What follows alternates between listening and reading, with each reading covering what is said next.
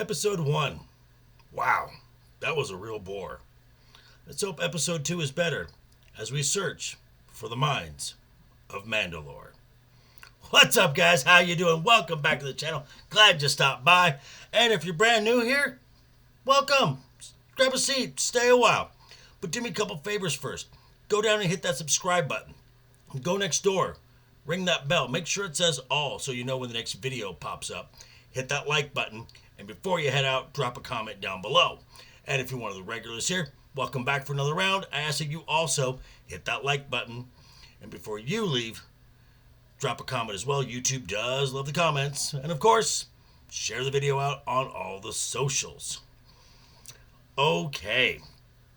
Merch store is still going. Link will be down below in the description. Grab yourself some merch.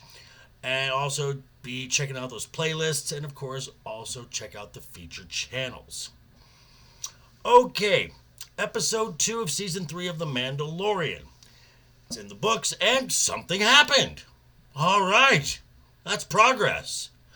So let's get into the episode with a quick synopsis, and then we'll go into what I liked and what I didn't like, and what I felt overall about this episode.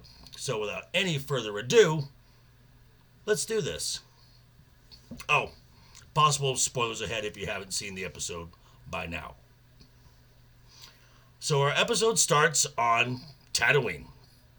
Again. Din is trying to find the memory chip for IG-11 and leaves with R5-D4 for reasons. We are off to Mandalore.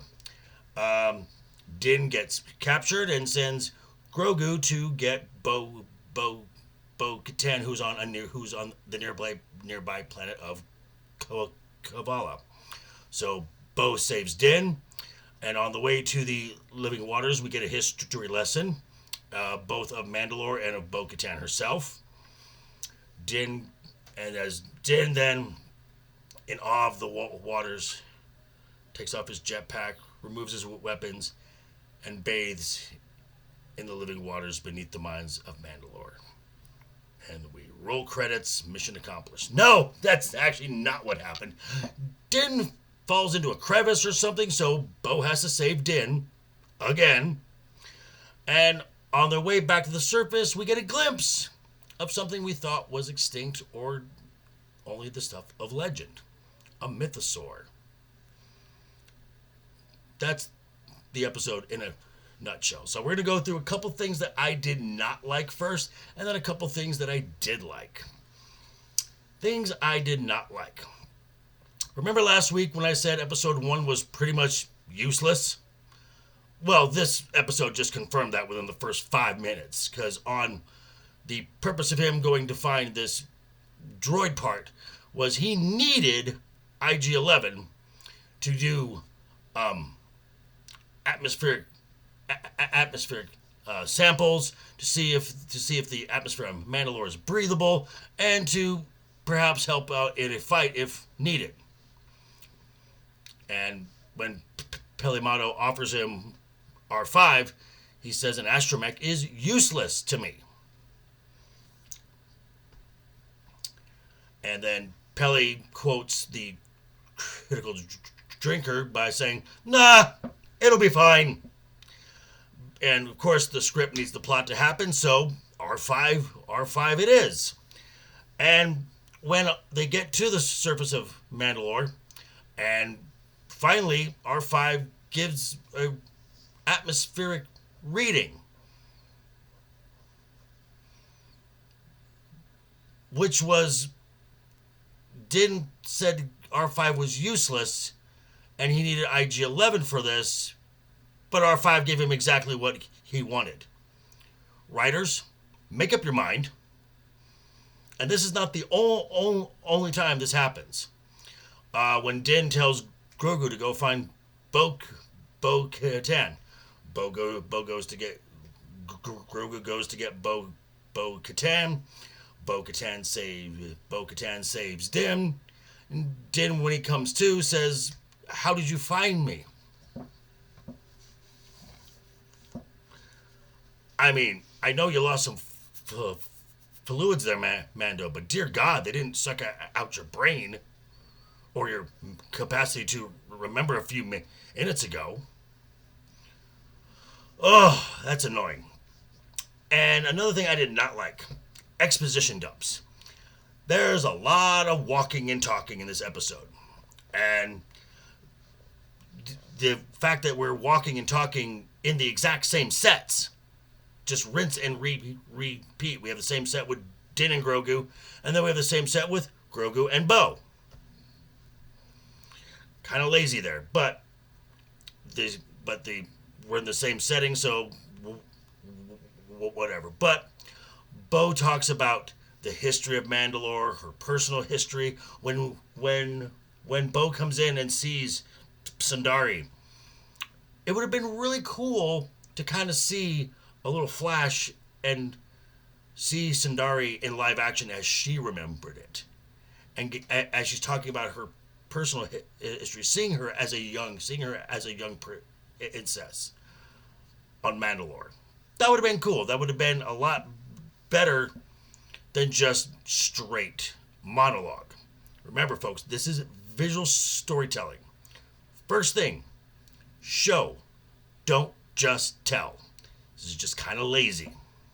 Now, those are things that really annoyed me. There is something, though, that I really liked, and that is Bo-Katan. Now, there have some criticism out there in regards to Bo being kind of a lady boss when wielding the Darksaber and her snarkiness. I'm going to disagree with that completely.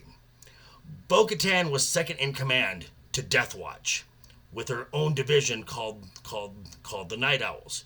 She's a proven combatant.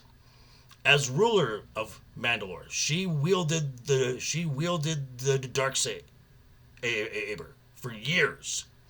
So this makes sense that she's more capable of wielding that weapon than Din is. Just makes sense. And her snarkiness? Have you met Bo-Katan? She's a bitch. She always has been. So, Lady Boss, no. I disagree completely. Her depiction in this episode is completely consistent with the character that we have seen. And the Mythosaur, yes, it's kind of a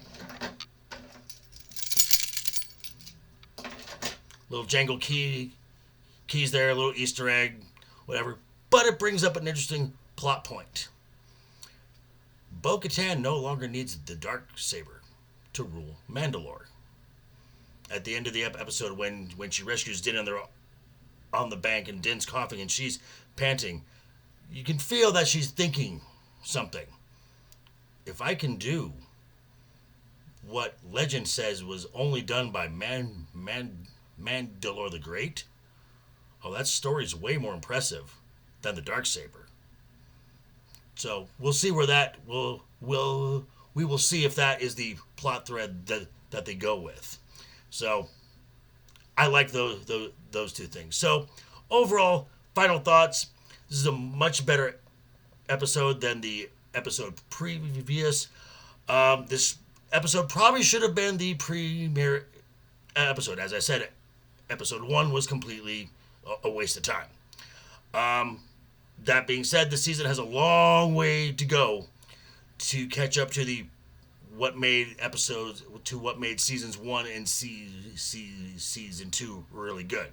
So last week I gave the episode a 2 out of 5. This is a 2.5 out of 5. Not too shabby, but room to improve. But anyway, these are just my thoughts. I'm going to turn it back over to you. Let me know what you think down below in the comments. And again, tonight there will be no Legion Talk Friday Night's Royal Rumble. Ryan is out of town, so you can catch me at 6 p.m. Pacific, 9 p.m. Eastern over on over with Cannoli Sasquatch. Be a lot of fun. Myself, Tyler the Redbeard.